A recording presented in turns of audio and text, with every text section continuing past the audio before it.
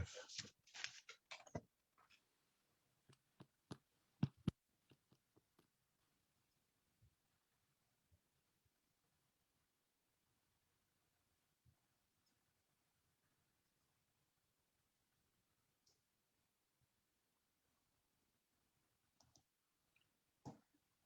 Okay, looks like the live is working.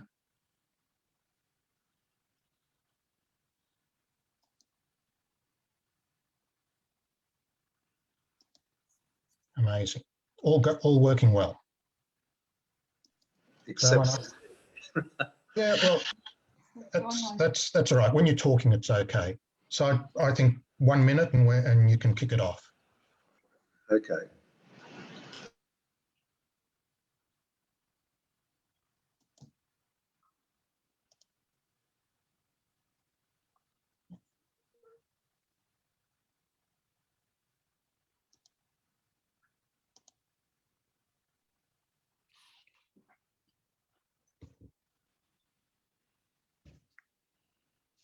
Okay.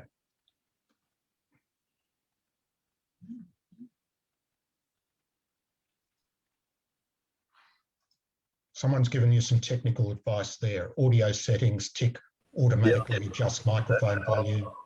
Once we get started, I'll have a look for that. And suppress background noise. Okay. It's okay at the moment. If you're unmuted, it's settled. Whatever it was. Okay, we're 1 minute past 8. I think ready when you are, Alan. Okay, all right. Well, good evening, everybody, and welcome. Welcome to our regulars, and even if you're a first timer here tonight, welcome to you. My name is Alan Friedman. I'm Vice President of the Australian Jewish Association, and I am the MC for this evening. Also visible on your screens are David Adler, President of the AJA, as well as our guest for tonight, Mark Latham, who we will introduce formally in a moment. As you will have seen, the topics for discussion are cultural Marxism, political correctness, and we're going to ask the question, are our political and social values under attack? Now, the format is as usual. David will chat with Mark for about 30 minutes, at which point we will open up for questions from the audience. Now, the way to do that is to click on participants down the bottom. There's a little icon which says raise hand. And if you click that, I will get a message that you want to ask a question, and then we put you in the queue for all the questions. So, and I've already got a couple of people in line. The Honourable Mark Latham MLC is the New South Wales leader of Pauline Hanson's One Nation. He has had extensive experience in politics and as a commentator, notable as former leader of the Australian Labor Party and as a columnist for the Australian Financial Review and Daily Telegraph. And Mark is the original Sky News outsider. Mark studied economics at Sydney University, winning the J.K. Galbraith Prize for Political Economy in 1980 and graduating with an honours degree in 1982. Mark is a popular media guest and is known for his no-nonsense, call it as he sees it views. He strongly opposes the impact of political correctness and identity politics on public debate, freely speaking his mind on a range of issues including energy and criticising obsessive Greens policy, declining standards of education and woke gender fluidity. Mark, welcome to the AJA. It's great to have you with us. Thanks very much, Alan. Thanks for the invitation from David, and I look forward to the discussion tonight very much. You know, we're in a pretty active news cycle and there's many topical things to talk about, so thanks for the opportunity. Okay, I'll hand over to David and he can get the discussion going, and I'll try and find a way to cut the noise out. Okay, well, Mark, great to have you for the event this evening. It occurred to me today that you might be the only person who has led a major party, left politics, and then returned in another party. And to compare Labor with One Nation, some people would regard them as almost polar opposites. So how have you returned to public life, and can you comment on the transition from Labor to One Nation? Well, it depends which Australian Labor Party you're talking about. If it's the Labor Party from the 1980s, it's very similar to the policies I'm articulating now in the New South Wales Parliament. The problem is that Labor today is unrecognisable from when I entered the federal parliament in 1994. Just to give you one example, their detachment from working class values. Today, their national conference made a decision that people have got the choice of which gender they identify with, that people can openly decide whether they're male or female, regardless of biological reality. So this is Labor's embrace of the postmodernist theory of social construction, that everything we know about ourselves, including our gender, which is pretty clear from the moment we're first born, to embrace this gender fluidity agenda. And one would assume a future federal Labor government, if they got back in, would put this right through the federal bureaucracy, encourage it in the school system, universities, all aspects of the forms we fill out, the identity creations that we have through government agencies. So, that's one example where, when I joined the Labor Party in Green Valley, a public housing estate in southwest Sydney in the late 1970s, if I'd said, oh, look, what our party's going to believe in is that you might have been born male, but you can be a woman. And it's your choice. It's your choice to be a woman. Or for the women at the meeting, you can be a man. It's your choice. If you feel masculine, then that's the way you can identify. It's only a feeling. Biological science goes out the window. And it's a feeling that can change almost on a daily basis if you choose. So that detachment from working class realities, from scientific reality, is manifest. And then you come to the economic agenda, where the National Conference of the Labor Party today said that they wouldn't be supporting new gas projects. Gas is essential in Australia for manufacturing. The gas peaking plants are essential if you want to keep the lights on off a base of renewables, which is another aspect of Labor policy. So whether you're talking jobs and economic reality or detachment from working class values, Labor is totally different to the party I knew in the 1980s and 90s and the party I led in 2004. So I don't feel like my politics is anything but an expression of probably the best period of Labor government in the 1980s. I was speaking to a senior cabinet minister from that period the other day, actually, who's very happy with the things I'm saying publicly, because he sees it as consistent with the true Labor tradition. So I think it's a shame that Labor's embraced postmodernism, gender fluidity, cancel culture, political correctness, the climate agenda at the expense of working class jobs, and now effectively sees blue collar workers as dispensable. They can be chucked onto the unemployment scrap heap at any time. Mark, I think it's fair to say that if Labor has shifted, so has the coalition, particularly the Liberal Party. And I've heard it said, I don't know if you'd agree with this characterisation, that with the shift to the left of the Liberal Party, the embracement of Greens policies and support for same-sex marriage, etc., that One Nation has actually emerged as taking the conservative space in politics. Is that a fair characterisation or oversimplification? Oh, no, there's very little conservatism left inside the New South Wales Liberal Party. One way of judging the values of today's Liberal Party is how do they run the New South Wales Public Service, which is full of LGBTI staff committees, reconciliation committees, a book club studying Bruce Pascoe, harmony councils, woke committees, Mardi Gras flag raisings. I say of the fellow running the planning department, he's got so many of these woke committees that he's established and he's part of, including just recently a shadow leadership team to project values of so-called diversity. This guy barely have any time to do his day job. So under the guidance of Gladys Berejiklian, departments like the Treasury have become woke political units with very little economic work going on. The planning department is more interested in Indigenous issues, gender equality than actual planning outcomes for the people of New South Wales. And some of this stuff is as wacky as you'll get.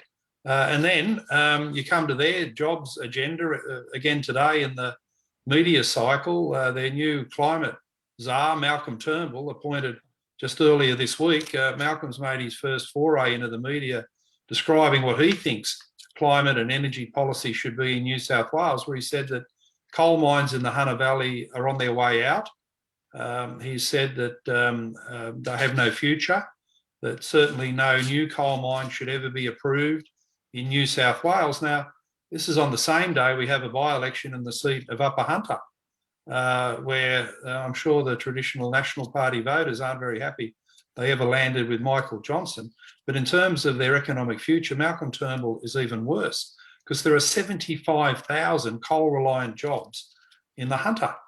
And in local government areas like Singleton and Muswellbrook, 3 out of every 5 homes rely on coal for their income, for putting food on the table, for educating their children. So here's Turnbull, freshly appointed by the National Party, by Gladys Berejiklian, and basically saying all those people can go out of work, and the arrogance and elitism of Turnbull coming from his harbourside mansion to say their future, this is what he actually said, their future is in horse breeding and wine growing. Now, the elitism is just breathtaking. But this is today's Liberal Party, detached from any sense of working type blue collar values, but certainly detached from any commitment to saving blue collar jobs in New South Wales and rendering the Hunter Valley under Turnbull an economic wasteland. So, David, these are big cultural, economic and political shifts in policy and values by the major political parties. So it's a time of rapid change in politics. And I suppose part of my job is to explain to people what's going on so they can get a comprehension of just how bad these major parties have become. Mark, seeing you raised Malcolm Turnbull, it's been reported in the press a few times that he and his son in particular are highly invested in renewable energy companies. If those reports are correct, then isn't this appointment a massive conflict of interest? Well, there are conflict of interest rules in New South Wales, and I'll be asking questions in Parliament as to the obvious potential conflicts for Turnbull with those family renewable energy investments. Has he divested those? Has he declared a conflict of interest? How can you appoint someone in charge of climate and energy policy who has major investments, family investments in that space? So either he's declared what is an obvious and would be a permanent conflict of interest, or he's had to divest. I'll be asking those questions because they need to be asked, but also you go to that article in the Guardian newspaper today, they point out he's got this family farm and large land holding in the Hunter Valley, where he's complaining about the coal mines polluting the air and leaving cavernous holes in the ground and spoiling his view up there. So there's a financial interest as well that seems to drive his attitude about eliminating coal jobs. And you also come to the fact that his daughter, Daisy Turnbull, is on the Strategic Council of the Blueprint Institute, run by Michael Photius and others as a promotion of renewable energy. So there is, unfortunately, in New South Wales, around Photius, Turnbull and Matt Keane, a policy-making cartel that unless you're linked to this Blueprint Institute in some way, you don't get a look in for the making of energy policy. And of course, they've gone down the path, I think a very foolish path that'll lead to blackouts of 100% renewable energy in New South Wales over the next decade. On the matter of gender fluidity and such, there was a motion moved in the federal parliament, in the Senate, by One Nation Senator Malcolm Roberts, and basically to say that the federal government should use the traditional terms and not adopt these new woke classifications, chest feeding and all sorts of other things. Is there a possibility that you or your colleague could introduce a similar motion in New South Wales? Yeah, I have. I've got it on the notice paper for the Upper House, basically saying that there are forms of language that are traditional, useful, integral to our society, like husband and wife, uncle and auntie, grandfather and grandmother, a boy and girl, that the woke left would like to ban, but they need to be maintained in government literature, websites, government agencies. And most importantly, Malcolm Roberts has moved this, and I've read the reports on it, in response to a doctor in the south of Brisbane, who, and this is a very alarming report, had some school students in his surgery and ran them through some tests. I assume these were cognitive tests, and they involved identifying boys and girls on a screen. And the students became very anxious and distressed at having to say that's a boy and that's a girl. And the doctor points out that there's something sick in our society when young people are in a lather, a state of distress about having to say the words boy and girl for identifying clearly pictures of boys and girls. So it's not just the use of language, it's the distress it's causing to young people, because this nonsense has crept into our school system, where so-called degendered language and degendered pronouns are becoming more popular, certainly in the university system, and it's creeping into our high schools. This is really important, what's happening in the classrooms. I mean, it's one of the foundations of our Judeo-Christian ethics, the family units, the basis of our civilization. And if you start white-handing all the identifications, I don't know where it goes. I do want to ask you about a problematic issue that has been, when we invited you, Mark, we had a few people who unsubscribed because they say, one nation is racist, etc., and how can you invite a representative of one nation? Now, I first came across something you did which blows out of the water any allegation about racism or anti-Semitism in particular. And you had on Facebook a large supporters group that had something like 40 or 50,000 people in it. Can you briefly tell the story of what happened to that group? That Mark Latham's Outsiders Supporters Group was hacked by anti-Semites out of the United States and put up completely unacceptable material that had nothing to do with the support group and nothing to do with the history of that website. So I said promptly to the hosts of the website, I'd rather see it closed down than be subject to infiltration by these sorts of anti-Semitic influences in the United States. So that pretty well, thankfully, was the end of the website. The Facebook page is a practical forum. But just coming to your point, when I joined the Australian Labor Party in 1979, not long before that, they did have the White Australia policy. So my timing was good to come into a party that had recently ditched White Australia. And when I joined One Nation in New South Wales, I made it very, very clear that or any suggestion, any historical material that had a racial component had to be dropped from the party platform, policies, and any future thinking. And I've made sure in New South Wales, in our work in the Parliament, our work as a state branch, that we have been as hostile to any form of racism as any party could be. I think we were the only party, one of the few parties, certainly the only minor party that asked New South Wales election that ran an Islamic candidate in one of our seats, and we're open to people of all backgrounds and religious belief. I'm the sponsor of a anti-religious discrimination bill that should be in the news tonight and tomorrow, because the committee report on it is out to say there are very strong recommendations about my bill to go forward. New South Wales is one of only 2 states, along with South Australia, where we don't have religious protections in our Anti-Discrimination Act.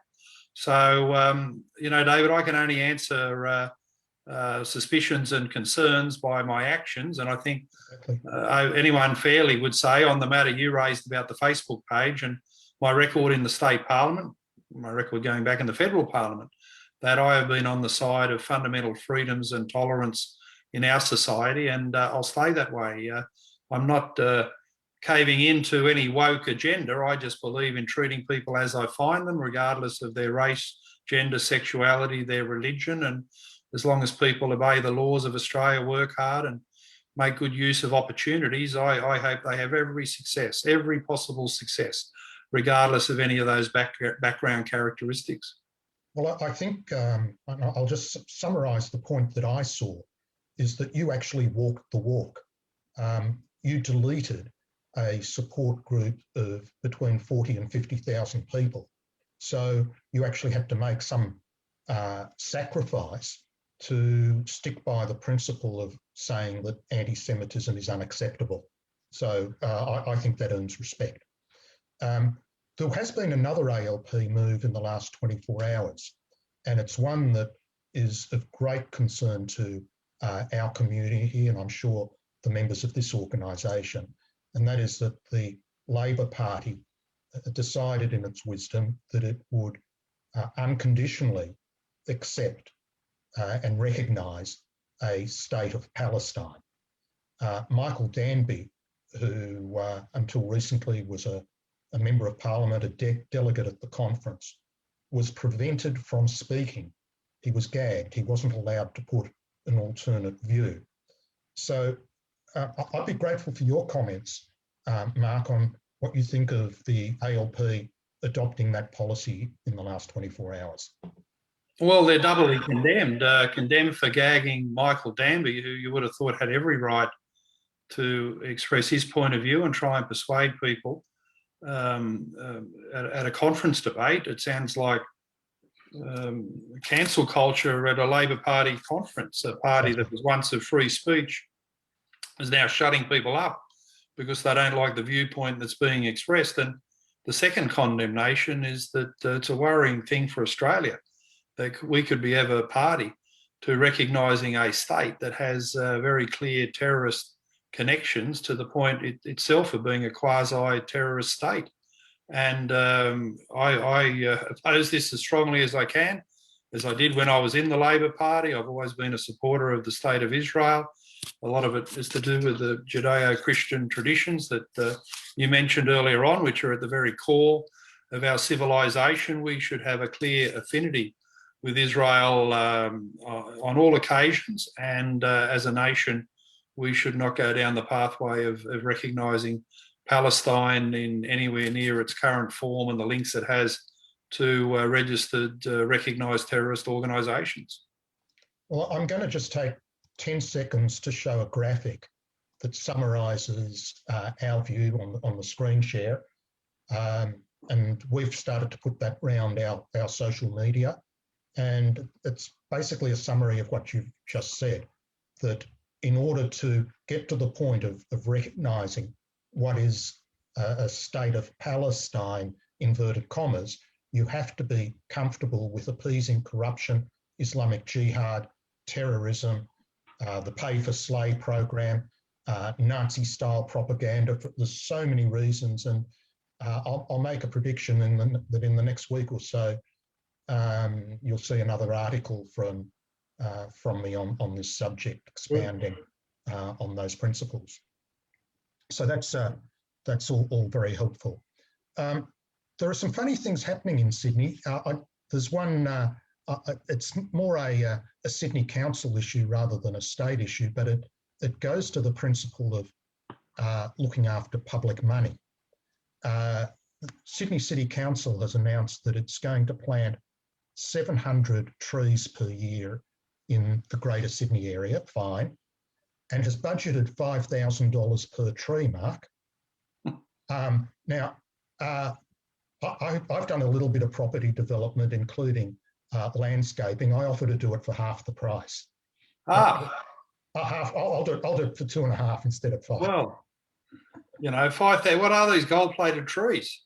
I have a little history with this. 30 years ago, when I was mayor of Liverpool, part of our challenge as a council was that areas like Green Valley, where I'd grown up, to build the housing estate, they came in, not only levelled all the trees, they stole all the rich topsoil and sold it off to other areas. So we embarked on a tree planting program. I think it was 10 or 20,000 trees that we had planted in an 18-month period.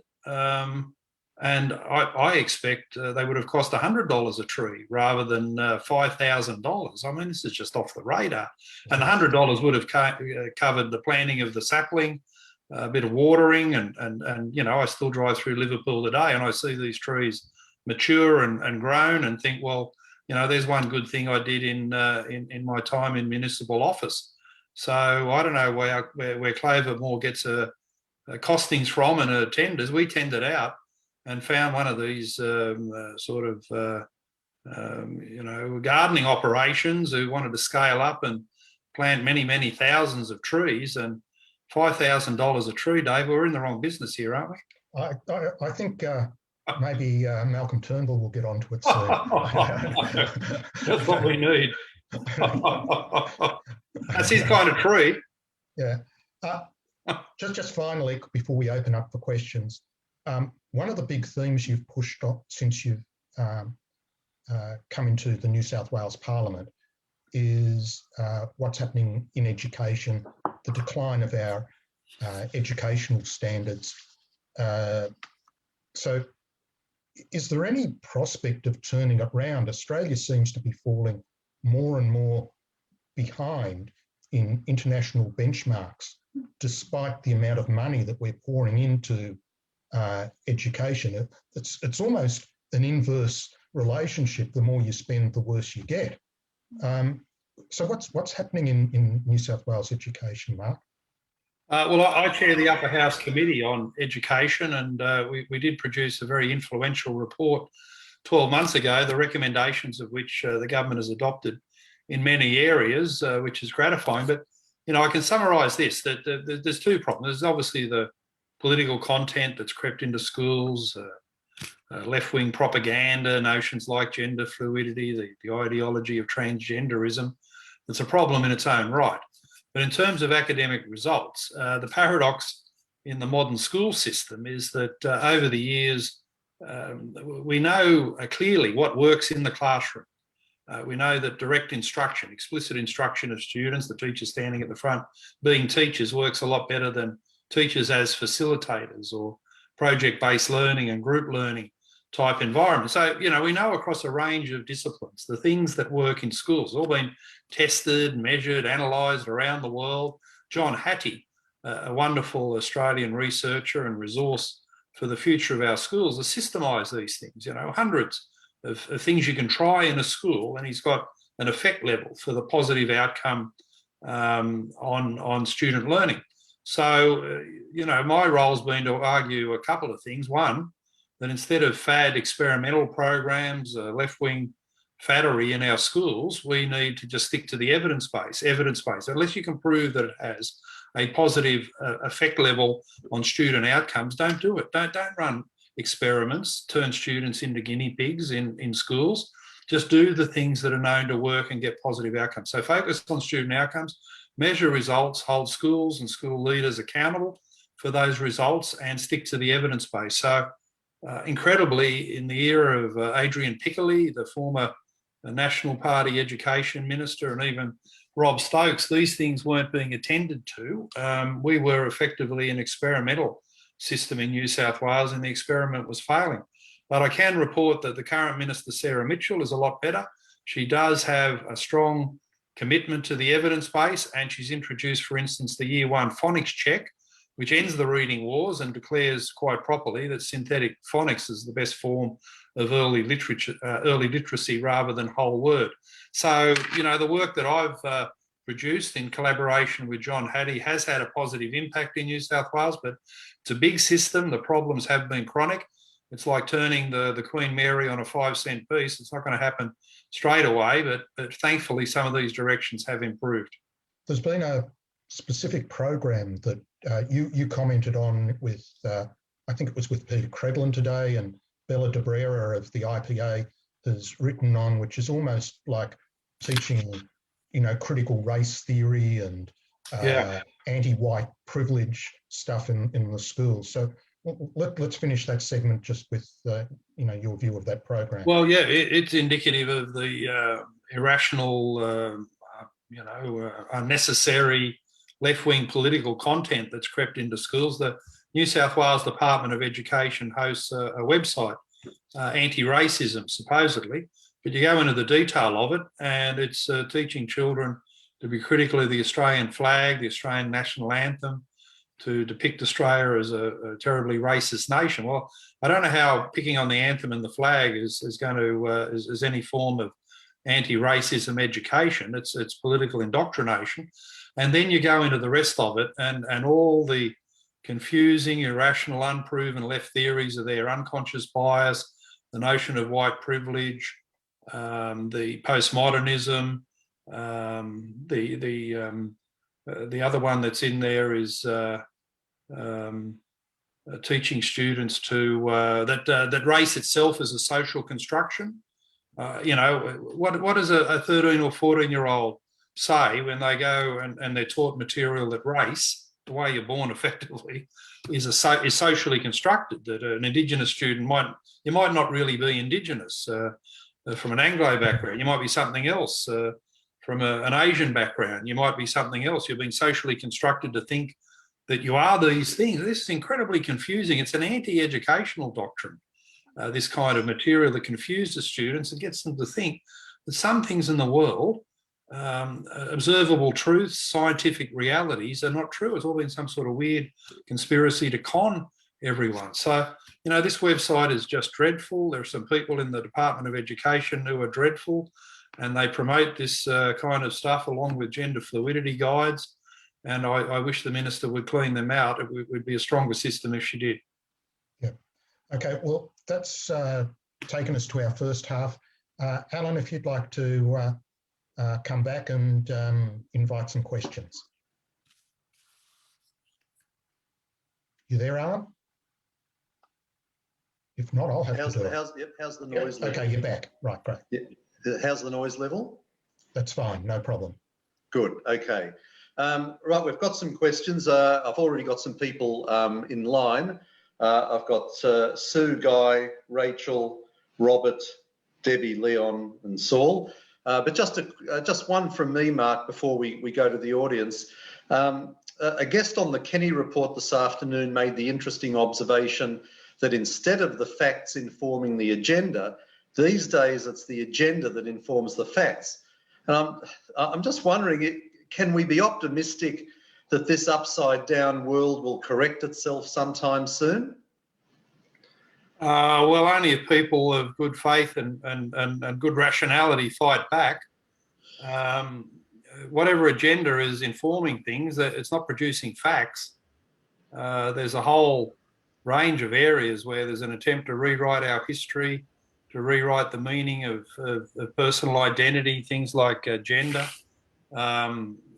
These are not rational, logical things to do. They're offer an unproven radical political theory of postmodernism, and really, what's going on is an attempt to wind back the gains of our Western civilization, the 18th century Enlightenment in particular, when we thought that we all had a conscious, rational, logical way of attending to the benefits of scientific advances, material gains, a better, stronger, more cohesive society, that there was a thing called observable truth in our life. Or the movement really of cultural Marxism is to say two things. One, the economic Marxist project fell apart with the fall of the Berlin Wall, so they've moved on to social and cultural influences. And the second is that it's a very insidious thing to combat, because it's taking young people in particular, giving them confusing agendas to basically say, have you got any problems, anxieties in your life? Well, these are the things that have caused it, and you've been conned and led down the garden path by the system. So it's an insidious movement. It's hard to combat, but people of good faith who believe in, the benefits of all those things we've mentioned tonight, Judeo-Christian traditions, Western civilization, the Enlightenment, the Age of Reason, we've got to stand up against the attempt of the postmodernists to wipe all of those things and replace it with a very barren and concerning landscape. Yes. Okay, it's over to the audience. I will just remind people, please try and keep your questions as brief as you can. Sue, you're up first, so please unmute yourself and then ask your question. Hello? Yes, we can hear you. Yes. Hello, Mark. Hi, Sue. Hi. I am a retired teacher and busy grandmother. I thank you for your strong leadership in the area of protecting parental rights and the protection of their children, of families. Please update us on how, if I got this correct, your education legislation amendment bill is going. People are saying it is a good template for other states to follow. Nearly 8,000 concerned parents filled in a survey in support of your work.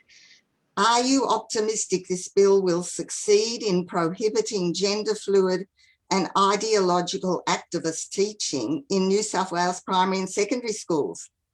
And Sue, you've somehow muted yourself, but I think we've got the idea of your question. Mark, do you want to say a few words to Sue's question? Yeah, Sue, it's a very good question. The bill is about parental rights, and I brought it in because of a number of alarming examples, case studies, and concerning developments. I suppose the most concerning of them all was that once I got behind the paywall of a New South Wales Teachers Federation so-called professional development course, they were basically saying to the teachers they were instructing, and this is the big union in New South Wales, that safe schools might be banned, but here's all these other ways through wellbeing programs, English, PD, HPE, other mechanisms that you can get around the safe schools ban and teach gender fluidity in other ways. And then at the end of the seminar, they told the teachers, if you find out anything about the gender or sexuality of your students, don't tell their parents, because it's not safe for those children to go home in that environment. The clear inference being that the children were at physical risk of violence if the parents found out what the teachers had found out at the school. Now, we've got to return to the sane, traditional, logical position that parents are the primary educator of their children, especially in areas of moral, social, religious belief and values.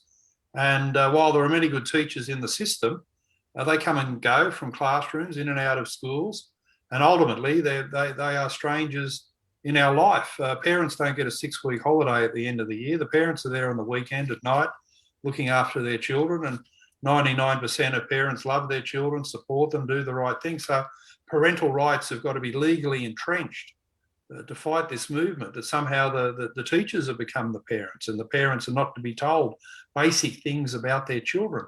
And my bill does 3 important things. It says that parents have got to be consulted by schools at the beginning of the year, what's coming up in the classroom, the curriculum. So no surprises. I get so many parents contacting my office to say their 13-year-old daughter came home from school that day and said, oh, Dad, English was gender studies yet again. So no surprises, know what's coming up. Secondly, a legal right to take their children out of classes and courses that don't accord with their family values.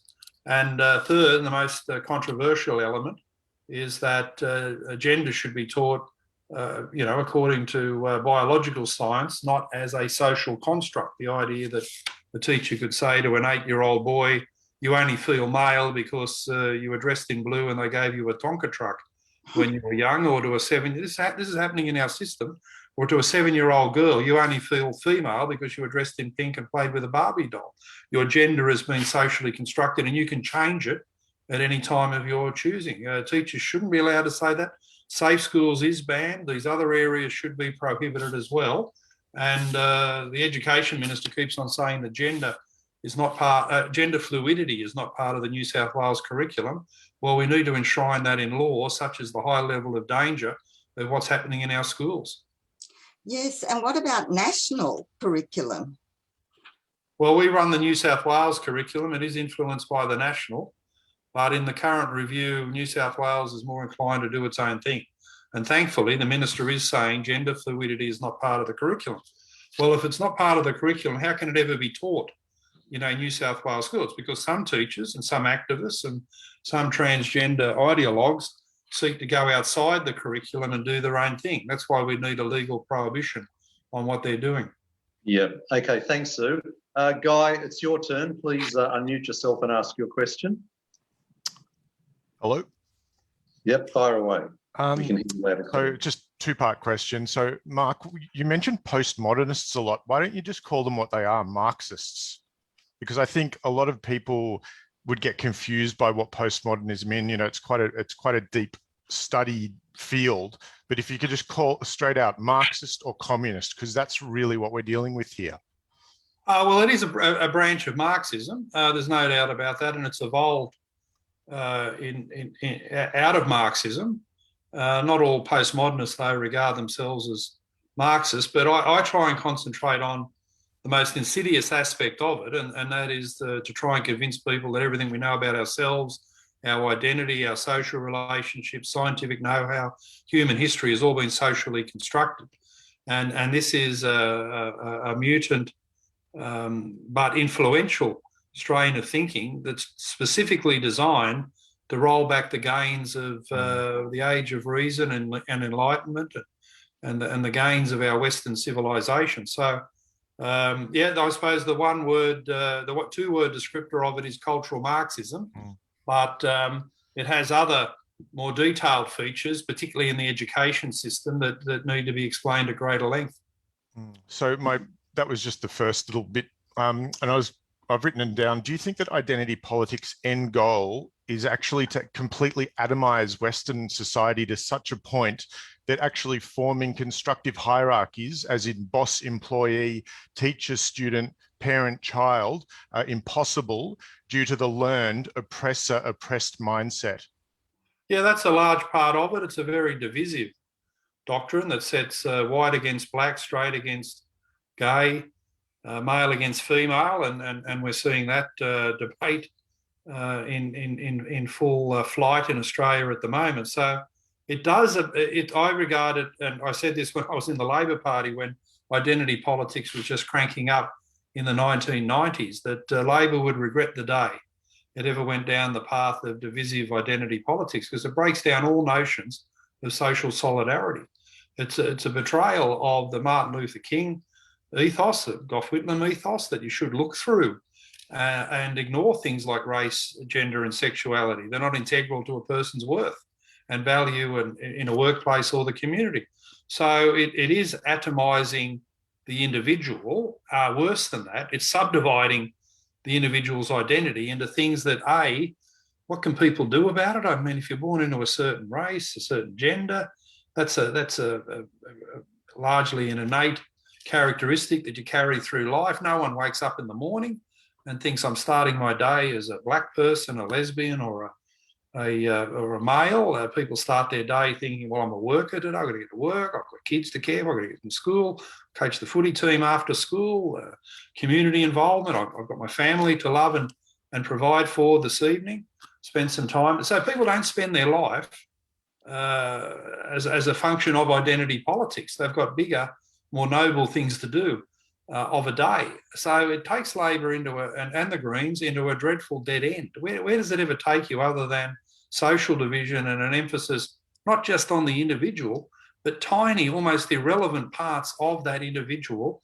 that often conflict with each other? You know, look at the debate now about the women's change rooms in sport and transgender, you know, effectively blokes in skirts playing in female sport and bashing up the women pretty comprehensively. So, you know, identity politics can only divide and then collide. Its worlds collide and it's a dead end. Okay, we've got Rachel next and then Robert. So Rachel, please unmute yourself. Okay, thank you very much, Alan. My question is potentially just an easy one that you can, you know, clear up for me, something that's always been a bit of a mystery, and that's to do with voting. I've always liked Pauline Hanson's policies. She had the guts to speak out where millions wouldn't. And I like what you've had to say too, Mark, but I've never wanted to vote for anything but one of the two, you know, for the two big parties, because I'm scared of where preferential votes go to. So can you please clarify to me, at the risk of sounding naive, what does your party do with preferential votes? And or do you actually get to sit in Parliament, represent us, or how does it work? Well, we don't do anything with preferential votes because the preferences that are allocated are in your hands as a voter. You decide in a federal election how you go 1, 2, 3, 4, the different candidates on the ballot. In a state election, it's optional preferential, so we just normally ask people to vote one for us, which we did 2 years ago. So the preferences in the lower house are in your hands. There was a Senate preference system that was worked out behind the scenes, but one, perhaps the only positive thing Malcolm Turnbull ever did was to change that so that it's the traditional way of the voter determining where their preferences go. You can vote above the line, I think 1 to 6, and they're your preferences that you've determined, and they're distributed according to what you want them to do, not some backroom deal by a so-called preference whisperer. Okay, thanks, Mark. Robert, please unmute yourself. Yeah, good evening, Mark. Thanks very much for the presentation. Thank you. I'll just give a bit of background to my question before I ask it. I am on the board of a very large synagogue here in Melbourne. In fact, I'm the vice president.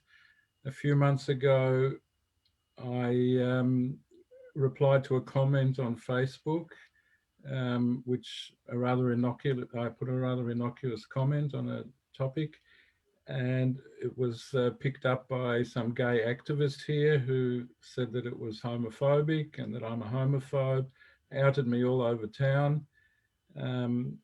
It got back to the board of our synagogue, and the board caved in to this because they felt it was bringing the place into disrepute. So now we've been forced to do a session in diversity and inclusion. So I'm just wondering if you can give me a bit of a heads up on what I'm going to hear at one of these sessions of diversity and inclusion, and also some tools that I can use to push back against what I expect I'm going to hear. Well, I don't exactly know what you've said on Facebook, but I don't like the idea of dobbers, kind of demented people who sit on social media wanting to monitor everyone else's speech. But at these seminars, you'll probably hear about unconscious bias, that you're a straight white man and who's got voices in the back of your head telling you to do dreadful things. You've lost control of your faculties. This, unfortunately, remarkably, unconscious bias is an unproven, weird theory that's like a medieval superstition, that instead of us being rational, logical, conscious actors and decision makers in life, and each of us make hundreds of decisions every day according to what we know and see and our preferences, there's this theory out there that, and this is sort of the basis of saying working people are racist, misogynist, homophobes, deplorable, that there's things that we've been conditioned subconsciously to believe that drive these forms of bigotry. Now, you know, one thing you should ask at your seminar, if it's unconscious, how does anyone know about it? That's the first point and the first piece of nonsense. But this is a theory now that in recent days Scott Morrison has latched onto and advocated. Gladys Berejiklian has said it. You know, people that you'd think would have a fairly decent IQ are articulating what is like a superstition, that we're not rational, conscious actors in control of our lives. There's all these subconscious, unconscious influences that turn us into bigots. Now, you should ask them if it's unconscious, how do you know about it?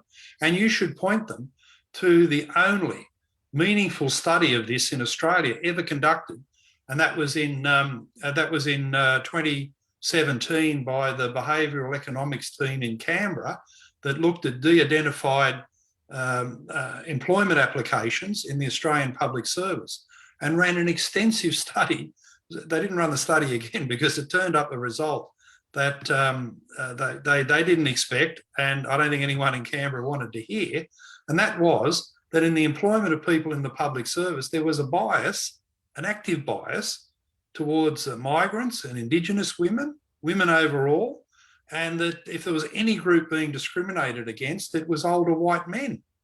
Now, people didn't believe this, but it was a comprehensive professional study with de-identified applications for jobs. And it just showed that Australia is a tolerant nation. If there are white people on these employment panels, they were giving the Indigenous a better than fair break if they knew who they were. Women and migrants the same. There was no racism. There was no bigotry. There was nothing unconscious in what they were doing. So take with you a copy of the Beta study from the Australia. It was out of the Prime Minister's department, the unit there. It's available on the internet. Take it with you and ask them if the study's correct, which it is. Why the hell is anyone doing the course? There you go. Okay, thanks, Robert. Saul, your turn, and then Debbie. Saul, are you there? Yep, right. Thank you very much indeed, Mr. Latham. Can I ask two quick questions?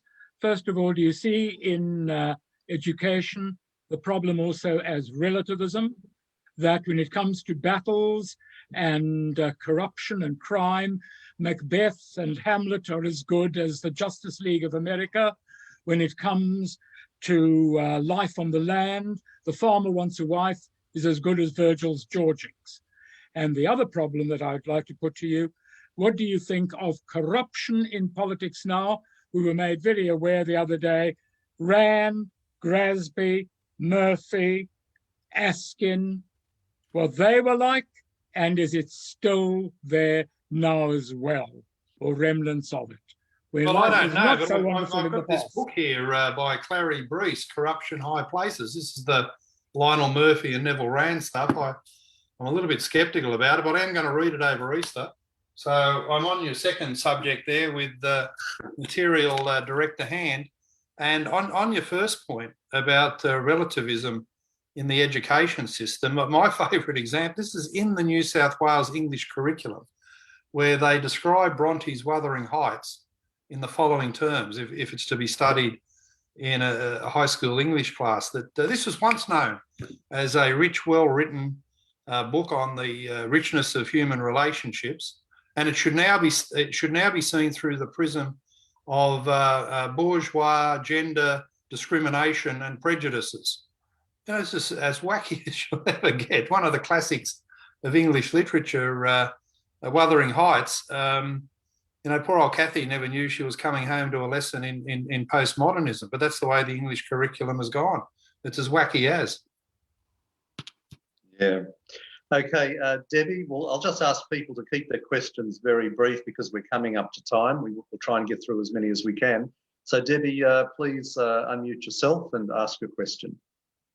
Okay, hello, can you hear me? Yes. Okay, hi, Mark. I think you're doing a wonderful job. Two quick questions. First, would One Nation consider becoming a governing party that rather than just keeping the major parties honest? And the second thing is, I heard, but I'm not sure if it's true, that minors can undergo, transgender therapy. Like if they've got gender dysphoria, they can go through the therapy without parental consent, and that parents can go to jail if they object. But I don't know if that's true. Do you know any more about it? Well, the second matter, isn't this the nature of the gender conversion laws that have been passed in Victoria? Yeah. The answer is yes, worryingly, for what's happened in Victoria. And, you know, in New South Wales, you kind of think, oh, this leftist absurdities in Victoria, someone will try to introduce it in our parliament. I'll be hopefully in the forefront of arguing against it and seeing it defeated. That's right. Yeah, I think that is happening as you described. James, your turn, and then Leon. James, please unmute yourself.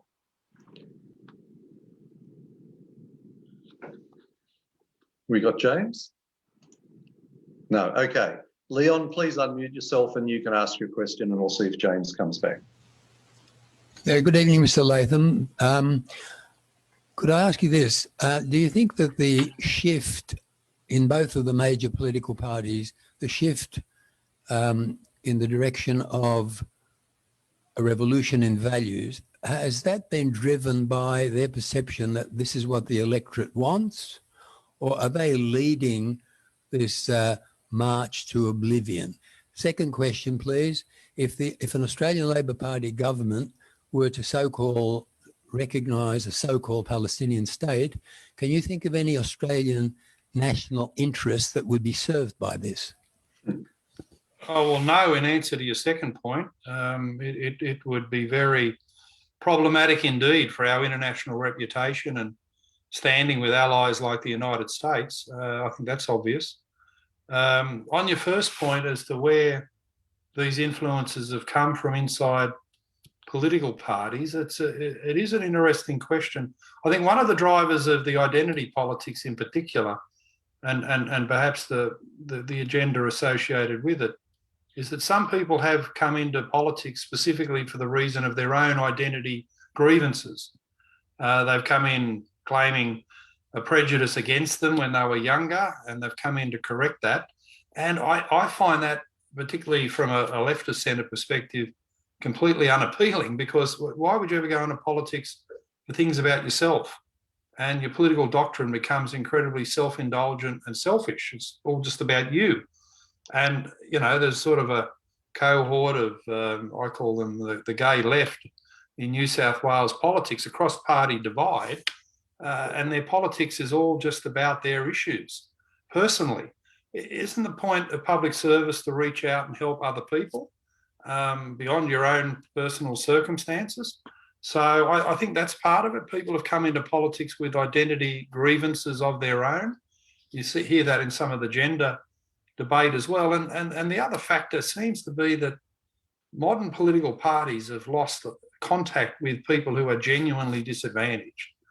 And a lot of it now is the virtue signalling of the feel-good factor, that they believe in notions of diversity and inclusion and all the virtue signalling that comes with it. As a feel-good factor, it plays well at eastern suburbs dinner parties where people can say they're wonderfully virtuous, even though they're doing nothing to actually help the disadvantaged. So I think, again, that's sort of an individual desire to be seen, to be caring about people, even though in public life they do nothing about it.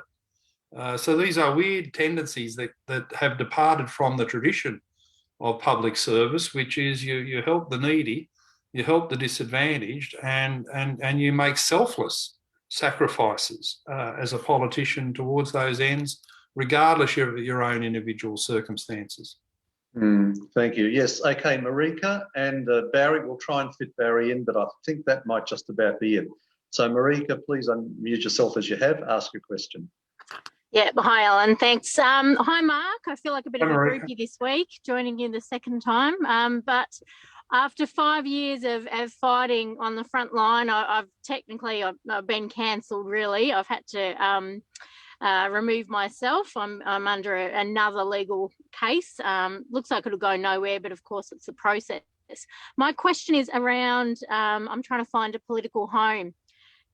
Being in Victoria, I don't see how, I mean, I know how policy gets into place, and if you don't change who's actually making the policies in that building in Parliament at a state level, you can't change anything. That's actually where the power is. So my question is about around One Nation in Victoria, and if there is an opportunity to gather like-minded people and I guess use the party, which actually much to my surprise, is very much in line with my Judeo-Christian values and not what I perhaps had been indoctrinated to believe. But is there a place for a movement, to gain momentum in One Nation and do similar to what you've done? Well, we're hoping so. I've been trying to build us up in New South Wales, and I'm not expert on what's happened in Victoria, but you probably need to have a conversation with our National Director, Rod Miles, about joining up and becoming active, because your interests and skills are the sort of person that we're looking for in One Nation to build up around the country. It's hard going as a minor party, but if we don't make these stances of resistance and pushback, then we just cave into the major parties who've gone off in these completely unacceptable directions. Okay.